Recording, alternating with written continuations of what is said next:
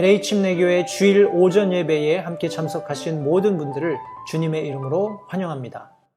저희가 지난 거의 한 1년 되는 기간 동안에 베드로 후서, 전후서 말씀을 함께 공부해 왔습니다.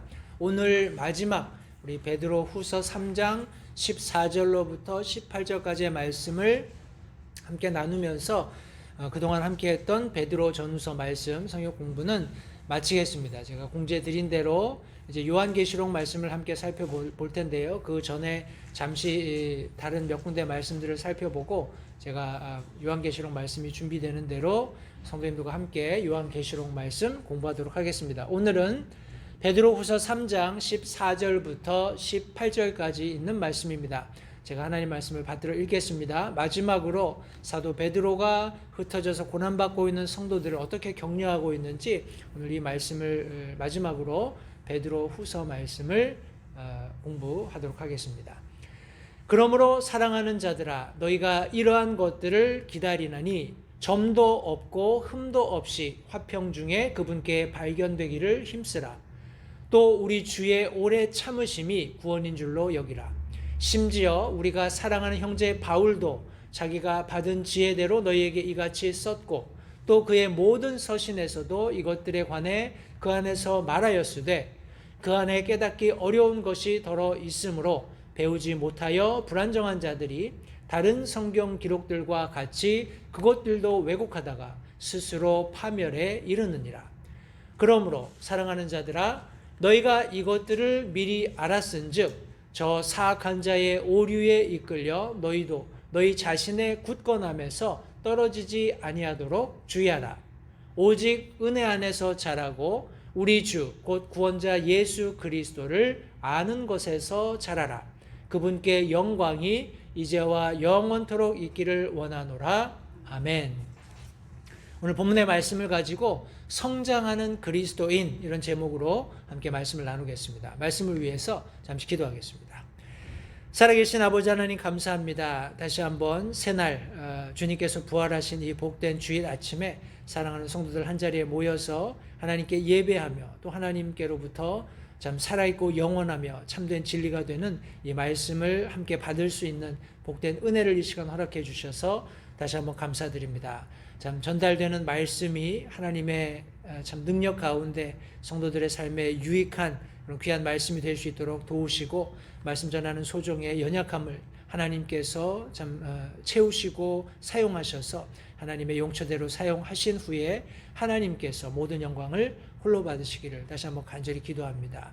우리에게 시의 적절한 말씀들이 절대적으로 필요한 그런 시대를 우리가 모두 살고 있습니다. 다시 한번 세상의 여러 가지 다양한 그런 정보들이 넘쳐나는 이 홍수의 시대에 하나님의 말씀으로 되돌아가서 하나님의 말씀이 무엇을 우리에게 가르치시는지 참 경청하고 그 들은 말씀대로 삶으로써 마지막 때를 살아가는 지혜로운 그리스도인이 될 수 있도록 주님 이 시간 이 말씀을 축복해 주시기 원합니다.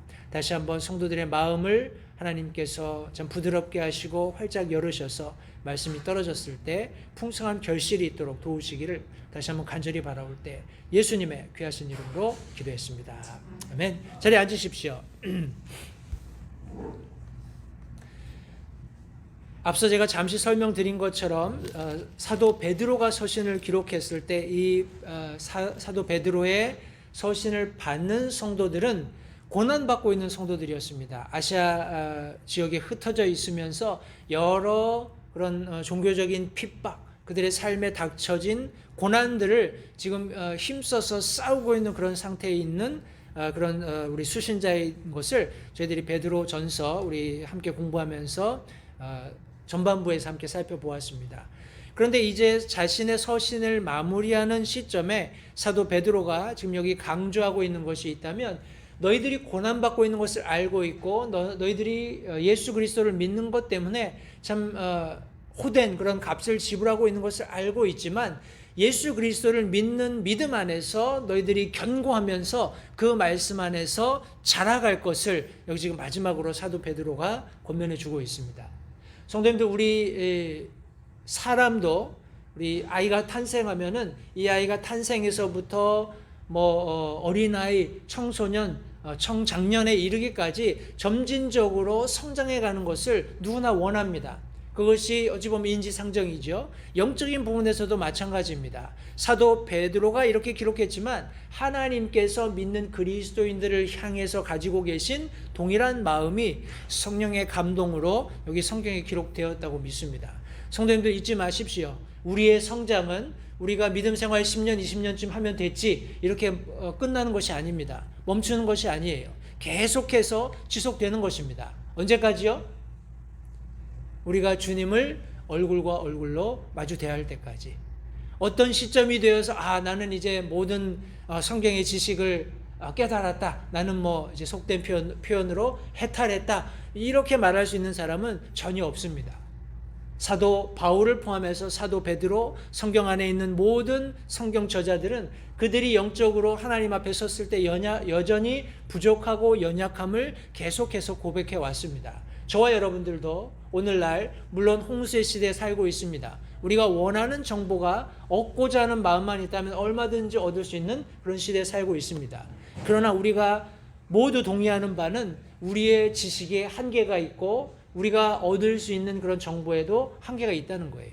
하나님을 전적으로 하나님의 말씀을 완전히 이해할 수 있는 방법은 없습니다. 계속해서 부지런히 하나님의 말씀을 탐구할 뿐입니다. 성도님들, 사도 베드로가 성령의 영감으로 자신의 두 번째 서신을 기록하는 제일 말미에 성장하는 그리스도인들이 되었으면 좋겠다. 비록 고난받고 있지만 여러 가지 어렵고 힘든 상황 가운데 처해 있지만 너희들이 성장하는 그리스도인이 되었으면 좋겠다 하는 이런 간절한 마음을 마지막에 여기 적으면서 적어도 그렇게 되기 위해서 세 가지 필요한 것들이 있다는 것을 성경에 기록하고 있습니다. 그것을 이 아침에 성도님들과 함께 나누기 원하는데 첫 번째 사도 베드로가 언급하는 것은 성장하는 그리스도인이 되기 위해서 힘써야 할 것이 있다라고 지금 언급하고 있습니다. 특별히 14절 말씀해 보시면 그러므로 사랑하는 자들아, 성도님들 보십시오. 여기 사도 베드로가 그러므로 사랑하는 자들아 라고 언급했을 때 이것은 그리스도 안에서 구원받고 분명히 거듭난 그런 동일한 형제 자매들을 대하고 있음을 다시 한번 잊지 마시기 바라요.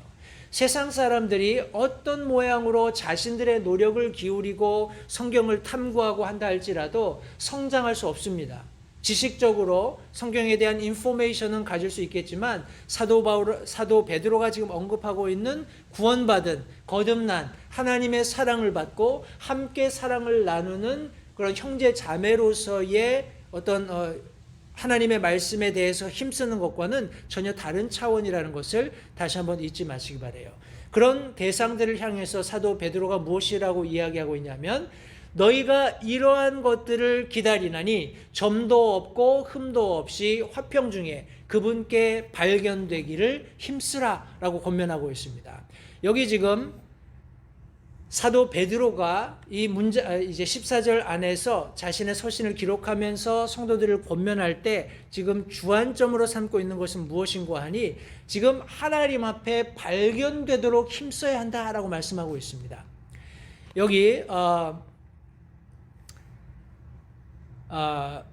너희가 이러한 것들을 기다린다라고 말씀하고 있죠. 우리 앞서 이미 설명을 했습니다. 사도 베드로가 우리 3장을 시작하면서 마지막 때에 일어날 일들, 이 세상에 속해 있는 모든 것들이 처하게 될 마지막 운명을 아주 세세히 하나님의 그럼 앞서 알게 하시는 성령의 영감으로 말미암아서 이미 언급을 했습니다. 불에 소멸될 것, 그 안에 있는 모든 일들이 불태워질 것, 그리고 이 세상에 속한 것들이 영원한 것처럼 보이지만 너희들이 당하는 고난조차도 너무나 힘겹고 어렵고 좌절시키는 그런 상황에 있지만 이 모든 것들이 끝날 것이고 하나님께서 보상해 주시는 그날이 있을 것이라는 것을 이 사도 베드로가 이미 언급했습니다. 이러한 것들을 모두 알고 있고 그날 예수 그리스도의 재림의 날을 고대하고 있다라는 그런 상황을 전제로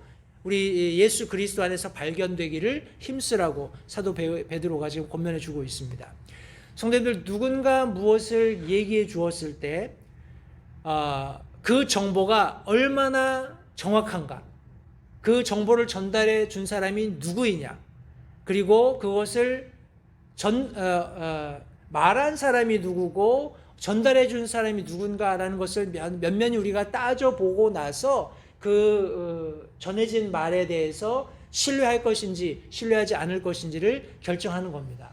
우리 참 재미있는 많은 일들이 일어나고 있습니다. 특별히 사람들이 추구하고 있는 어떤 부라든지 명예라든지 이런 것들과 관련해서는 뭐 대개의 경우 사람들이 귀가 좀 얇아지는 것 같아요. 그죠? 오늘 잠깐 아침에 뉴스 나오는 걸 보니까 무슨 카톡방에다가 금값이 오릅니다. 금을 사세요. 그러면 사람들이 우르르 사고 이게 투자 가치가 있으니 이것을 사십시오 하면 우르르 사고 이렇게 해가지고 아마 피해본 그런 예들이 있는 모양입니다. 성도님들, 어떤 인포메이션이 제공되었을 때 그것을 누가 제공했는가, 그리고 그것을 누가 전달하고 있는가를 유심히 살펴보셔야 합니다. 그리고 거기에 신뢰를 둘 수 있는지 그렇지 않은지를 결단하고 여러분들이 어떻게 할지를 결정하셔야 돼요. 사도 베드로가 지금 여기에 너희들이 주님 앞에 드러날 수 있도록 힘써야 한다, 그분께 발견될 수 있도록 힘써야 한다라고 전제했을 때, 이것은 그런 준비를 하는 사람들이 앞서 설명된 모든 마지막 때에 대한 일들, 하나님께서 마지막 때를 예비하고 계시고 마지막 때에 일이 일어날 것, 그리고 마지막 때에 믿는 성도들에게 일어날 일들이 모두 지금 성경에 명확하게 제시되었기 때문에 이것을 우리가 정확히 알고 있다면, 그것을 우리에게 주신 분이 누구시며 그것을 지금 전달하고 있는 사람이 누구인지를 명확히 알고 있고 거기에 신뢰의 가치가 있다면 우리가 예수 그리스도께 발견될 수 있도록 힘쓰는 것이 합당하다는 그런 말씀을 여기 지금 말씀에 기록해 놓고 있는 것입니다. 성도님, 여기 지금 기다린다라는 성경 원어의 의미는 그냥 의자에 앉아서 우두커니 이렇게 기다리고 있는 그런 모습을 의미하고 있는 게 아닙니다. 마치 우리 구약 성경에서는 우리 워치맨이라고 하죠. 우리 성전이나 아니면 이런 뭐라고 하나요? 우리 둘러싼 담을 뭐라고 하죠? 성벽 꼭대기에 올라가서 혹시 우리 전쟁에 나갔던 주인이 돌아오지 않나, 어떤 승전보를 우리에게 가져오고 있지 않나 하는 그런 간절한 마음으로 멀리 뚫어지게 쳐다보고 있는 그런 아주 간절한 마음을 담고 있는 그런 모습을 여기 지금 성경이 묘사하고 있는 겁니다. 그런 모습으로 저와 여러분들이 주님께 발견되도록 힘써야 한다라고 성경이 말씀하고 있는 겁니다. 하나님, 나 여기 있습니다. 나 좀 봐주세요. 하나님, 내가 하나님께서 말씀하신 모든 사실, 마지막 때에 될 이 세상에 일어날 일들, 그리고 믿는 그리스도인들에게 일어날 일들을 성경이 말씀하고 있는데 나는 그것을 전적으로 믿고 있고 지금 이 순간에도 내가 그것을 믿는 믿음으로 살고 있습니다. 하나님, 나를 좀 봐주세요 하는 그런 모습을 지금 사도 베드로가 여기 지금 성경에 기록하면서 성도들에게 기대하고 있는 겁니다. 성도님들, 저와 여러분들이 그런 삶을 살아야 합니다. 마지막 때, 어쩌면 오늘 예수님께서 나팔 소리로 자신의 천사들과 함께 믿는 성도들을 데려가시러 올 때 내가 제일 첫 번째 사람이 되었으면 좋겠다라는 그런 의미로 성도님들, 예수님, 내가 여기 있습니다. 내가 성경을 믿는 믿음을 가지고 오늘 지금 이 순간에도 살고 있습니다. 나를 도와주십시오. 나를 데려가 주십시오 하는 그런 모습으로 살 것을 성경이 말씀하고 있고, 그런 삶을 사도 베드로는 힘쓰라고 여기 성경에 기록하고 있는 것입니다. 성도님들, 여기 힘쓴다라는 표현에 대해서 몇 가지 성경 말씀을 살펴보게 될 텐데, 성경 원문에서 힘쓰라라는 이런 의미는 영어로 to use speed입니다. 여러분들의 어떤 할 수 있는 최선의 노력을 기울이는 그런 모습을 지금 성경이 암시하고 있는 거예요. 진실된 모습으로 최선을 다하면서 여러분들이 할 수 있는 모든 노력을 기울이는 그런 모습을 여기 힘쓴다, 영어로는 be diligent, 이렇게 성경에 기록하고 있습니다. 우리 신명기 19장 18절 말씀해 보시면, 재판관들은 부지런히 조사할지니 보라, 그 증인이 거짓 증인이며 자기 형제를 치려고 거짓으로 증언하였거든. 물론 이것은 구약의 모세 율법에 관해서 성경이 설명하고 있는 내용입니다만, 여기 지금 재판관들에 대해서 부지런히 조사할지니 라고 말씀하고 있어요. 성도님들, 우리 성경 말씀, 구약 말씀에 보면 특별히 솔로몬이 두 창녀의 그런 아이 이슈를 가지고 왔을 때 아이를 반으로 갈라라 하는 그런 내용의 그런 이야기들 너무 잘 알려져 있기 때문에 잘 아실 겁니다. 그런데 성도님들 보십시오. 그냥 솔로몬이 앉아서 이렇게 하면 될 것 같아, 이렇게 해, 그렇게 한 게 아니라는 거예요. 성경이 말씀하고 있는 be diligent, 힘쓰는, 무엇인가 어떤 상황을 정확하게 분별하기 위해서 자신의 최선, 그리고 자신의 진실됨, 자신이 할 수 있는 모든 것을 쏟는 모습이 솔로몬에게도 동일하게 있었다라는 겁니다. 그렇지만 하나님께서 주신 지혜로 말미암아서 그 시간이 짧았던 것뿐이에요. 그들이 서로 송사를 하면서 서로 설왕설래하고 있을 때 그 상황에서 솔로몬은 하나님께서 주신 지혜로 그 모든 상황을 판단하고 분별할 수 있었던 겁니다. 동일하게 신명기 19장 18절 말씀에서도 재판관들이 어떤 이슈가 있어서 증인들이 형제를 고발하는 그런 상황에서 증언을 낼 때 부지런히 조사라고 성경이 말씀하고 있습니다. 최선을 다하는 겁니다. 자신이 할 수 있는 모든 노력을 기울이는 거예요. 진실됨으로 그 문제에 접근하는 그런 모습을 여기 지금 성경에 기록하고 있습니다. 성도님들, 우리 잠언 말씀을 보시면 한두 구절이 아니기 때문에 제가 다 언급하진 않겠습니다만, 요약컨대 이런 신실함을 가지고, 진실함을 가지고 또 자신의 최선을 다하는 사람들에 대해서 성경이 무엇이라고 말씀하고 있냐 하면, 그들은 부요하게 될 것이다 라고 말씀하고 있습니다. 그들은 형통하게 될 것이다. 또 어떤 말씀은 그들이 왕 앞에 서게 될 것이다 이렇게 말씀하고 있어요. 성도님들, 이런 형통함, 우리가 이런 형통함을 우리가 살아가고 있는 이 세상에서 잘 활용해도 그렇게 된다면, 성도님들, 우리가 하나님 앞에 이런 모습을 가져야 하는 것은 너무나 당연한 일이라고 믿습니다. 우리 14절 말씀 보시면 계속해서 우리가 예수님께 발견되기 위해서 힘써야 하는데, 여기에 점도 없고 흠도 없이 화평중에라는 전제가 붙습니다. 여기 점도 없고 흠도 없다라는 이 말을 우리가 접하게 되면 성도님들 머릿속에 떠오르는 어떤 인물이 있죠. 바로 예수 그리스도십니다.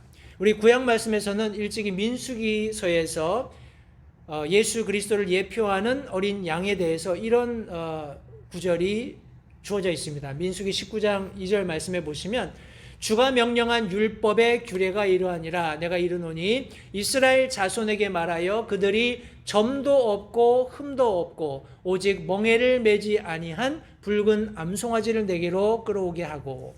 우리 베드로전서 1장에서 19절 말씀이 이렇게 말씀합니다. 오직 흠도 없고 점도 없는 어린 양의 피 같은 그리스도의 보배로운 피로 된 것이라. 디모데전서 6장 14절 말씀에서도 너는 우리 주 예수 그리스도의 나타나심이 있을 때까지 점도 없고 책망받을 것도 없이 이 명령을 지키라.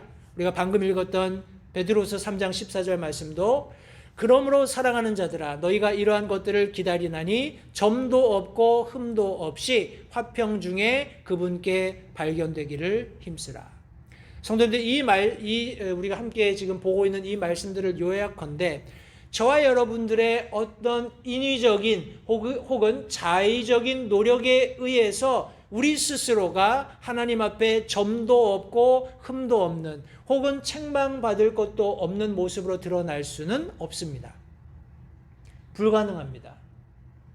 우리가 이사야서 말씀을 통해서 확인해 볼 수 있는 바와 같이 우리의 마음 속 중심은 누더기와 비교될 만큼 더럽고 추악합니다.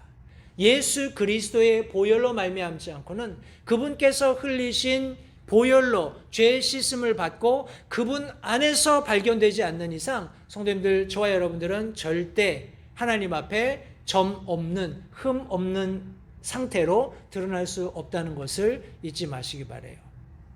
여기 성경 말씀에 보시면 점도 없고 흠도 없이 화평 중에 라고 지금 성경이 말씀하고 있습니다.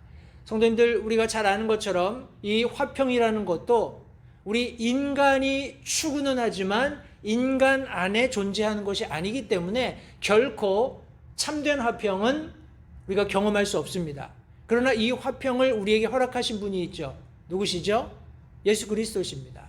내가 너희에게 평안을 준다. 내가 너희에게 피스를 주겠다라고 말씀하셨던 바로 그분 안에서 유일하게 저와 여러분들이 화평을 이룰 수 있고 그분 안에 있을 때 하나님께 발견될 수 있는 모든 자세가 갖춰지는 겁니다. 준비가 된 거예요.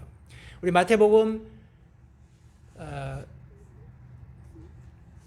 마태복음 24장 44절부터 46절 말씀해 보시면 제가 주보에는 놓지 않았습니다만 그러므로 너희도 준비하고 있으라. 너희가 생각하지 않는 시각에 사람의 아들이 오느니라. 그런즉 자기 주인으로부터 그의 집안 사람들을 넘겨받아 다스리며 제때 그들에게 양식을 나누어 줄 신실하고 지혜로운 종이 누구냐? 그의 주인이 올 때에 그가 그렇게 하고 있는 것을 보면 그 종이 복이 있도다. 이렇게 성경이 말씀하고 있습니다. 성도님들, 저와 여러분들이 힘써야 할 것이 있습니다. 저와 여러분들이 최선을 다해서 온 힘을 기울여서 신실함으로 해야 하는 그런 삶의 자세가 있다는 것을 성경이 말씀하고 있어요. 오늘 과연 저와 여러분들은 그런 삶을 살고 있는지, 마지막 때에 주인이 오실 때에 착하고 충성된 종이라고 칭찬받을 수 있는 그런 삶을 저와 여러분들이 살고 있는지 다시 한번 우리의 삶의 자세를 되돌아볼 수 있으면 좋겠습니다. 사도 베드로는 우리가 성장하는 그리스도인이 되기 위해서 힘써야 할 것이 있다고 말씀했습니다. 우리 두 번째는 알아야 할 것이 있다라고 말씀하고 있습니다. 우리 15절, 16절 두 절 말씀해 보시면 또 우리 주의 오래 참으심이 구원인 줄로 여기라. 심지어 우리가 사랑하는 형제 바울도 자기가 받은 지혜대로 너희에게 이같이 썼고 또 그의 모든 서신에서도 이것들에 관해 그 안에서 말하였으되 그 안에 깨닫기 어려운 것이 더러 있으므로 배우지 못하여 불안정한 자들이 다른 성경 기록들과 같이 그것들도 왜곡하다가 스스로 파멸에 이르느니라 라고 성경에 기록하고 있습니다. 여기 15절 상반절 말씀해 보시면 우리 주의 오래 참으심이 구원인 줄로 여기라. 다시 말해서 그렇게 알아야 한다 라고 어떤 디베이트가 있어서는 안 된다는 거예요. 타협점이 있어서는 안 된다는 것을 분명히 언급해 주고 있습니다. 그러면서 인용한 여기 지금 내용이 사도 바울이 기록했던 서신입니다. 다시 말해서 구약의 말씀들도 사도 베드로가 인용하면서 하나님의 말씀으로 인정함과 동시에 지금 사도 바울이 기록했던 다양한 서신들, 그 당시대에 교회들에 보내줬고 교회들이 함께 나누어 읽었던 사도 바울의 서신 역시 동일한 하나님의 그런 말씀으로 권위를 부여하는 그런 모습을 여기 지금 성경이 기록하고 있습니다. 성도님들, 우리가 알고 있는 것처럼 하나님께서 가지신 뜻, 하나님이 가지고 계시는 어떤 분명한 구원에 관한 계획을 우리는 이미 성경을 통해서 잘 알고 있습니다. 성경은 아무도 멸망하지 않고 회개에 이르는, 다시 말해서 영원한 생명을 얻는 것이 하나님의 뜻임을 분명히 성경이 말씀하고 있습니다. 예수님께서도 세상을 멸망시키시거나 세상을 심판하시는 것이 목적이 아니라고 분명히 말씀하셨습니다. 사람들이 구원 얻는, 사람들이 영원한 생명 얻는 것이 궁극적인 하나님의 구원 계획이라는 것을 분명히 성경이 언급하고 있습니다. 여기 지금 성경이 주의 오래 참으심, 우리 영어로 long suffering 이렇게 이야기했을 때 거기는 참을성이 강하다, 강한 인내심이 있다, 삼가한다, 조심한다, 자제한다 하는 인내, 용서, 관용 이런 다양한 의미들이 함께 포함되어 있는 것입니다. 그런데 우리 이사야서 말씀해 보시면 30장 18절 상반절에 그러므로 주께서 기다리시리니 이것은 그분께서 너희에게 은혜를 베풀려 하십니다 말씀하고 있습니다. 하나님께서 기다리시는 것, 하나님께서 인내하시는 것, 하나님께서 용서하시면서 관용을 베푸시는 이런 모든 궁극적인 목적은 너희에게 은혜를 베풀려 하십니다 라고 여기 지금 말씀하고 있습니다. 이사야서 48장 9절 말씀에서도 내 이름을 위하여 내가 분노하기를 더디하며 내 찬양을 위하여 내가 너를 참고 끊어버리지 아니하리라 라고 성경이 말씀하고 있습니다.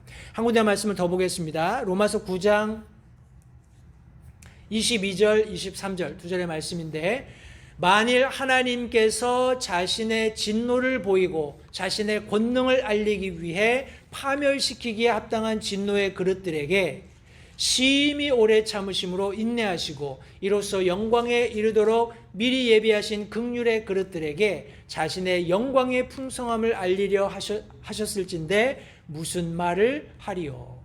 성도님들, 굉장히 어려운 말씀 같습니다만 사도 바울이 로마의 서신을 기록하면서 그런 어떤 하나님께서 마땅히 마치 우리 요나의 스토리에서처럼 우리 니느웨 성을 멸망시키는 그런 계획을 가지고 계셨지만 그들의 회개를 통해서 하나님께서 긍휼을 베풀어 주셨던 것처럼 이런 마땅히 진노하시고 파멸시키셨어야 합당한 그런 사람들에게 하나님께서 오래 참으심을 통해서 하나님이 얼마나 긍휼하신 분인지, 하나님께서 얼마나 은혜가 풍성하신 분인지를 보여주시려고 하셨다면 그게 무슨 잘못이냐 하는 그런 의미로 여기 지금 성경에 말씀을 해주고 있는 것입니다. 성도님들, 사도 베드로는 여기 지금 하나님께서 길이 참고 계시는, 우리 요한계시록에서도 그런 부분이 나옵니다만, 고난받는 성도들과 앞서간 그런 고난을 거쳐서 앞서간 성도들의 동일한 염원이 있다면 빨리 하나님께서 이 세상에 약속하신 그 마지막을 신속하게 가져오셔서 고난받는 성도들을 구출해 주시는 거예요. 그죠? 그런 고난들로부터 하나님께서 그들을 건져주시는 겁니다. 그들을 위로해 주시는 거예요. 그들에게 주시겠다고 하신 보상을 주시는 겁니다. 그죠? 그러나 그 날들이 길어지고 있어요. 사도 베드로가 여기 지금 기록하고 있는 말씀의 핵심인 즉슨 하나님께서 오래 참으시는 그런 동일한 인내를 가지고 성도들이 고난 가운데서 인내해야 할 이유가 있다라는 겁니다. 비록 우리에게는 잠깐 힘들고 어렵고 고통스럽고 견디기 어려운 순간이 있다 할지라도 하나님께서 그런 과정들을 통해서 잃어버린 혼들을 구원하려고 하는 분명한 구원 계획이 있기 때문에, 그것이 곧 구원이기 때문에 전도에 미련한 것을 가지고 사람들 구원하시기를 기뻐하시는 하나님께서 지금 이 순간에도 저와 여러분들을 통해서, 주님의 몸된 교회들을 통해서, 주님께서 보내주신 우리 선교사님들을 통해서 이 땅에서, 이 세상 가운데에서 계속 복음이 선포되면서 잃어버린 자들을 구원하시기 원하는 계획이 있기 때문에 하나님께서 참고 기다리시듯이 우리들이 있는 그 상황 가운데 비록 고난이 있다 할지라도, 핍박이 있다 할지라도 우리가 그 가운데에서 참고 인내해야 함을 사도 베드로는 깨닫기를 간절히 원했던 것입니다. 그런 마음을 가지고 살아가는 그리스도인이 말씀대로 성장해가는 그리스도인임을 다시 한번 기억하시기 바랍니다. 성도님들, 사도 베드로가 여기 지금 언급되었습니다. 사도 베드로도 다양한 성경 말씀들을 통해서 우리 하나님께서 오래 참고 기다리시는, 그리고 특별히 마지막 때에 관련된 그런 말씀들을 많이 기록했습니다. 우리가 잘 알고 있는 말씀들도 있습니다. 그런데 그런 말씀들을 기록했을 때 성도님들, 사도 바울 자신은 어땠을까요? 사도 베드로가 사도 바울을 인용했으니까 사도 우리 바울의 마음을 한번 보겠습니다. 디모데후서 2장 10절 말씀에 보시면, 그러므로 내가 선택받은 자들을 위하여 모든 것을 견딤은 그들도 그리스도 예수님 안에 있는 구원을 영원한 영광과 함께 얻게 하려 함이라. 그러므로 내가 선택받은 자들을 위하여 모든 것을 견딤은. 성도님들, 사도 바울이 우리 고린도 서신을 기록하면서 복음을 전하기 위해서 내가 이런 사람들에게는 이런 모습으로, 저런 사람들에게는 저런 모습으로 보여지고 그렇게 행동하면서 살아가는 궁극적인 목적은 그들을 얻기 위함이다 라고 말씀한 바 있습니다. 동일한 원리입니다. 하나님께서 선택하신, 하나님께서 구원하시기로 계획하신, 하나님 입장에서는 우리 하나님께서 누가 구원받을지 알고 계신다라고 이야기했을 때 하등의 문제가 없습니다. 그러나 우리 편에서는 아니에요. 우리 거듭난 그리스도인 입장에서는 아닙니다. 저와 여러분들이 구원받았을 때 하나님이 나를 구원하시려나 보다 이렇게 알고 구원받은 사람은 아무도 없습니다. 그죠? 복음이 전해졌고 빛 가운데 우리가 노출이 되었고 우리가 죄인인 것과 우리가 영원한 멸망을 향해서 치닫고 있는 그런 아무런 소망 없는 죄인이라는 사실을 깨닫게 됐을 뿐이에요. 그럴 때 우리가 빛 대신 예수 그리스도께로 돌아서서 그분을 마음 가운데 주와 그리스도로 영접하면서 우리가 구원받게 된 겁니다. 동일한 역사는 하나님께서 선택하신 자들에게 동일하게 일어날 수 있습니다. 그러나 그것은 저와 여러분들의 노력, 저와 여러분들의 수고가 동반되어야 한다는 사실을 잊지 마시기 바라요. 하나님께서 저와 여러분들을 사용하셔서 구원하기를 원하신다는 것을 성경이 말씀하고 있고 우리는 그것을 알고 있습니다. 그렇다면 우리가 해야 할 일은 그 말씀대로 살아가는 것이죠. 성도님들 말씀 보십시오. 그런 자들을 위해서 모든 것을 견디었다라고 말씀하고 있습니다. 예수 그리스도께서 오래 참으시는, 하나님께서 오래 참으시는 그런 동일한 심정으로 그들의 멸망이 아니라 그들의 구원을 위해서 여기 지금 사도 바울도 끝까지 인내하며 예수 그리스도 안에 있는 구원의 영원한 영광과 함께 그들도 얻기 위한 그런 노력을 기울였던 것을 여기 성경에 기록하고 있습니다. 성도님들 여기 말씀해 보시면 안타깝게도 이런 놀라운 지혜들이 우리에게 이미 제시되어 있지만 이것을 잘못 오해하고 왜곡함으로써 성경 말씀에 의하면 스스로 파멸하게 되는 자들도 있다라고 말씀하고 있습니다. 이런 말씀을 우리가 여러 군데에서 찾아볼 수 있지만 우리 원리적으로 히브리서 5장 11절 말씀을 이렇게 이야기합니다. 특별히 멜기세덱에 대한 그런 설명을 쭉 하다가 우리가 말할 것이 많으나 너희가 듣는 것이 둔함으로 말하기 어려우니라 라고 성경이 말씀하고 있습니다. 또 다른 성경에서는 사도 우리 베드로도 마찬가지입니다만 바울이 단단한 고기를 먹어야 하는데 아직까지 성장하지 못해서 여전히 젖을 먹어야 하는 그런 영적으로 어린아이와 같은 상태에 있는 성도들을 언급한 바도 있습니다. 성도님들, 저는 개인적으로 목회자가 되기 위해서 반드시 신학 과정을 거쳐야 한다라고는 생각하지 않습니다. 그러나 하나님의 말씀을 올바르게 전달하기 위해서 정규 신학 과정을 거치는 것이 더 권장되어야 하고 또 그런 어떤 전제 조건을 가지고 목회 현장에 들어갔을 때 하나님의 말씀을 바로 해석하고 어떤 공부하는 방법이라든지 해석하는 방법이라든지 그런 부분에서 오류를 줄일 수 있다라고 저는 생각을 합니다. 우리 신학교에서 한 4년 정도 정규 과정을 밟는다고 해서 성경의 모든 것을 완벽하게 이해하는 것은 아닙니다. 그러나 대략적인 우리 성경의 어떤 교리라든지 큰 틀들을 자기 나름대로 가지게 됨으로써 그 안에서 이제 그런 어떤 책별이 되었건 주제별이 되었건 어떤 인물별이 되었건 다양한 성경을 공부할 수 있는 방법들을 그런 어떤 자기가 배웠던 그런 틀들 안에서 이렇게 말씀을 바르게 전달할 수 있게 되는 겁니다. 그런 과정을 거치면서 여러 교수님들을 통해서 어떤 아이언 샤픈 아이언, 우리 쇠가 쇠를 날카롭게 하는 것처럼 내가 혹시 잘못하고 있는 부분이 있는지 그런 수업 시간들을 통해서 확인해 보면서 자기만의 어떤 툴들을 완성해 가는 과정이거든요. 그렇다고 신학 과정을 이수했다고 해서 그 개인이 완전한 혹은 완벽하게 구비된 어떤 목회자의 자격 조건을 갖는 것은 아닙니다. 목회 현장에서 목회를 해가는 과정 속에서 계속해서 수정하고 보완해 가고, 또 우리 사도 베드로가 언급했던 것처럼 동일하게 성장해 가는 것뿐입니다. 그런데 이 당시에 많은 그런 뭐라고 할까요? 초대 교회에서 바른 어떤 예수 그리스도를 이해하는, 그분을 내 개인의 주와 그리스도로 이해하는 그런 어떤 바른 교리의 틀 위에서 예수 그리스도의 복음을 증거한 것이 아니라 여러 가지 어떻게 보면 유사한 종교들이 이렇게 혼합되는 과정에서 유대주의도 있을 수 있고요.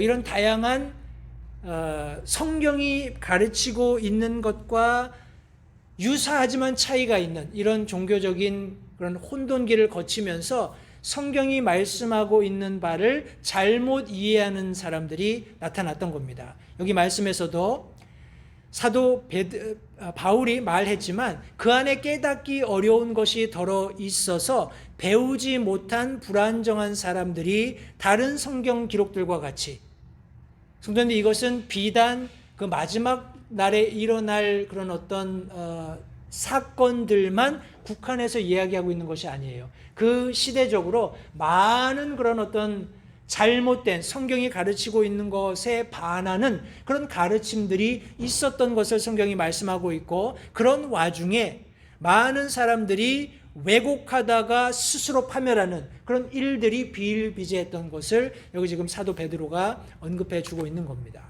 오늘날도 다르지 않습니다. 오늘날도 우리가 성경대로 믿고 있는 분명한 교리의 틀들이 있습니다. 있어야 합니다. 그런데 같은 교회라는 타이틀을 가지고 사람들이 모여서 나름대로 신앙생활을 하지만은 그들이 실제적으로 프랙티스하는, 훈련하는 혹은 삶에서 보여지는 모습들은 성경과 다르다는 거예요. 그런 그룹들, 물론 교회라는 타이틀을 가지고 있다 할지라도 그들의 결말은 성경 말씀처럼 파멸입니다. 외부에서 어떤 힘이 가해지기 때문이 아니라 스스로 그렇게 파멸될 수밖에 없다라는 거예요.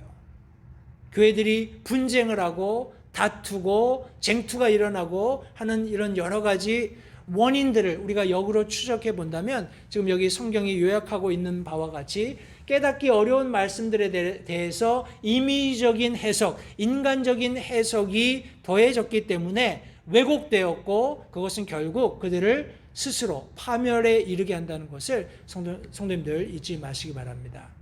사도 베드로가 다시 한번 언급합니다. 성도님들, 우리 예수 그리스도께서, 우리 하나님께서 오래 참고 기다리시는 것이 구원인 줄 알아야 합니다. 우리도 동일한 인내를 가지고 그분의 사역에 동참해야 한다는 사실을 성도님들 기억하시기 바라요. 우리 사도 베드로가 고난받는 성도들에게 서신을 하면서 마지막 부분에 지금 성장하는 그리스도인이 되었으면 좋겠다라고 언급하면서 힘써야 할 것이 있다고 말씀했습니다. 그리고 여기 알아야 할 것이 있다고 말씀했고, 마지막으로 주의해야 할 것이 있다라고 말씀하고 있습니다. 우리 17절 말씀해 보시면, 그러므로 사랑하는 자들아, 너희가 이것들을 미리 알았은즉 저 사악한 자의 오류에 이끌려 너희도 너희 자신의 굳건함에서 떨어지지 아니하도록 주의하라. 성도님들, 잊지 마십시오. 믿음에서 떠나는 일이 먼저 일어나고 마지막 날의 징조들이 나타날 것을 성경이 이미 말씀했습니다. 다시 한번 사도 베드로가 너희도 너희 자신의 굳건함에서 떨어지지 아니하도록 주의하라 라고 말씀하고 있습니다. 성도님들, 여기 성경이 말씀하고 있는 굳건함이라는 것은 안정함이에요. 안정성이에요. 어떤 위치에 고정되어 있는 것입니다. 그리고 그것이 지속되는 거예요.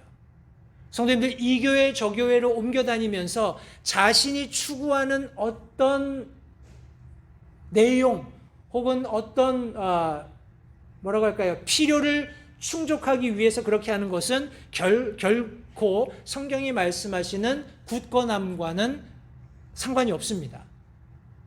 성도님들, 목사를 포함해서 성도, 어떤 교회, 완전한 교회는 존재하지 않습니다. 그죠? 그러나 하나님께서 우리에게 진리의 복음이 증거되었고 그 가운데서 구원받고 침례받아서 교회 회원이 되었다면 그 교회에서 믿음의 뿌리를 내리는 그런 과정이 절대적으로 필요하다는 것을 다시 한번 언급해 주고 있는 겁니다. 성도님들, 움직이지 않는, 불변하는 그리고 착실하고 아주 견실한 그런 모습을 여기 지금 성경이 굳건합니다라고 묘사하고 있는 것입니다. 어떻게 이런 일이 가능할까요? 성도님들, 하나의 질서에 충실하면 그것이 가능합니다. 하나의 질서에 충실하면 가능합니다. 성도님들 보십시오. 지금 온 우리 우주 만물을 한번 생각해 보십시오. 창세 이래로 저와 여러분들이 살고 있는 지금 이 순간까지 온 우주 만물이 처음 시작된 그대로 그 질서들을 유지하면서 존재하고 있다는 걸 한번 생각해 보세요. 어떻게 그게 가능할까요? 한 질서에 충실하기 때문에 그래요. 하나님께서 말씀하셨을 때 그 말씀에만 충실했기 때문에 그렇습니다. 저와 여러분들에게도 충실해야 할 한 가지 원리가 있습니다. 한 가지 질서가 있어요. 이 질서에 충실하면 저와 여러분들이 굳건함에서 떨어지지 않을 수 있다라는 것을 다시 한번 잊지 마시기 바랍니다. 그러나 안타깝게도 여기 말씀에서처럼 저 사악한 자가 끊임없이 오류를 가지고 우리를 이 굳건함에서 끌어내려고 하고 있다라고 성경이 말씀하고 있습니다. 성도님들, 이렇게 되지 않기 위해서 로마서 12장 2절은 이렇게 말씀합니다. 너희는 이 세상에 동화되지 말고 오직 너희 생각을 새롭게 함으로 변화를 받아 하나님의 선하시고 받으실 만하며 완전하신 뜻이 무엇인지 입증하도록 하라. 성도님들, 우리가 주의하지 않으면 이런 많은 세상의 오류들이 저와 여러분들을 믿음으로부터 떨어지게 할 수 있다는 것을 잊지 마시기 바랍니다. 요한일서 4장 6절 말씀입니다. 우리는 하나님께 속하였은즉 하나님을 아는 자는 우리의 말을 듣고 하나님께 속하지 아니한 자는 우리의 말을 듣지 아니하나니 이로써 우리가 진리의 영과 오류의 영을 아느니라. 성도님들, 하나님께서는 우리에게 진리의 영, 자유의 영을 주셨어요. 속박의 영이나 이런 오류의 영을 주신 적이 없습니다. 해서 우리가 다른 사람들과 대화하다 보면 이렇게 잘 영적으로 맞지 않는다는 것을 느낄 수 있어요. 그러나 성도님들, 복음 전하실 때 잊지 마십시오. 그들은 본질적으로 오류의 영에 사로잡혀 있고 그들은 속박되어 있다는 사실을 잊지 마시기 바라요. 그들을 빛 가운데로 이끌어서 자유함을 누리게끔 진리의 영께서 그에게 깨달음을 주시도록 기도하는 마음으로 우리가 복음을 전해야 한다는 사실을 겸하여서 잊지 마시기 바랍니다. 우리 사도 베드로가 계속해서 성장하는 그런 그리스도인이 되기 위해서 우리가 어떻게 하면 그렇게 될 수 있는지를 몇 가지 여기 성경에 설명했습니다. 우리가 힘써야 할 것이 있습니다. 그리고 더 나아가서 알아야 할 것이 있고 우리 주의해야 할 것이 있다고 말씀했는데 어떻게 이런 모든 일들이 일어나는지 우리 몇 군데 말씀을 읽고 마치겠습니다. 골로새서 2장 5절 말씀입니다. 내가 육신으로는 떠나 있으나 영으로는 너희와 함께 있어 너희가 질서 있게 행하는 것과 그리스도를 믿는 너희의 믿음이 굳건한 것을 기쁘게 바라보느니라. 우리의 믿음이 굳건해야 하는 것은 너무나 당연한 사실이죠. 그러나 그 굳건한 믿음이 어디에 있어야 된다고요? 예수 그리스도 안에 있어야 합니다. 그분을 믿는 믿음이 굳건해야 함을 성경이 가르치고 있습니다. 베드로전서 5장 8절 9절 말씀입니다.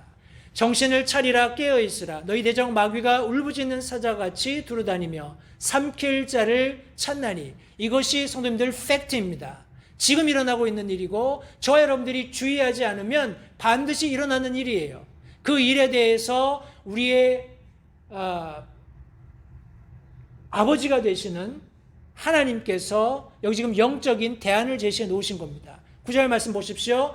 믿음에 굳게 서서 그를 대적하라. 세상에 있는 너희 형제들도 동일한 고난을 겪는 줄 너희가 아느니라. 성도님들, 마귀가 어떤 상태로 우리 앞에 존재하든지 성경은 믿음에 굳게 서서 그를 대적하라 라고 말씀하고 있습니다. 우리의 믿음은 예수 그리스도를 믿는 믿음이라는 사실을 다시 한번 잊지 마시기 바랍니다. 사도 베드로의 마지막 충고이자 조언입니다. 우리 한 목소리로 함께 읽고 오늘 말씀을 마치겠습니다. 베드로 후서 3장 18절 말씀입니다. 시작. 오직 은혜 안에서 자라고 우리 주 곧 구원자 예수 그리스도를 아는 것에서 자라라. 그분께 영광이 이제와 영원토록 있기를 원하노라. 아멘. 성도님들, 저와 여러분들이 은혜 안에서 자라며 주 곧 구원자이신 예수 그리스도를 아는 것에서 함께 자라며 성장할 수 있게 되기를 바랍니다. 그렇게 되기 위해서 성경은 우리가 힘써야 할 것이 있다라고 말씀하고 있습니다. 하나님께 발견되기 위해서 힘써야 합니다. 또한 알아야 할 것이 있는데 우리 주님께서 오래 참으시는 것이 구원인 줄 알아야 한다고 성경이 말씀하고 있습니다. 또한 여전히 우리가 주님을 얼굴과 얼굴로 대하기 전까지는 마귀 사탄이 끊임없이 저와 여러분들을 미혹하고 있다는 사실을 인지하면서 주의해야 한다고 성경이 말씀하고 있습니다.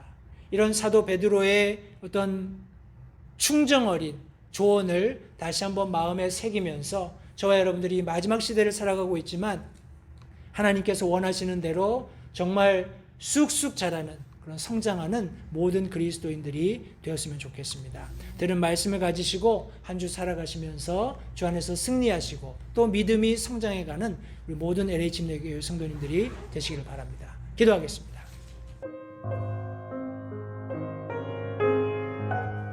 잠시 들으신 말씀에 따라 결단하는 시간을 가지시기 바랍니다. 하나님께서 무엇을 말씀하시든지 따르기로 결단하십시오. 하나님께서는 순종하는 자들을 존중하십니다. 아직 예수님을 개인의 구주로 영접하신 사실이 없으시다면 자신이 죄인됨을 인정하며 하나님께 나오는 자들을 하나님께서 받아주신다는 확실한 말씀에 근거하여 다음과 같이 기도하십시오. 하나님, 나는 죄인입니다. 나는 내 죄로 인해 죽을 수밖에 없음을 압니다.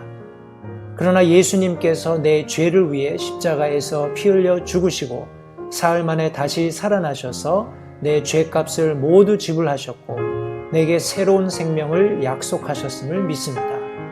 지금 이 순간 예수님을 내 마음에 모셔드립니다.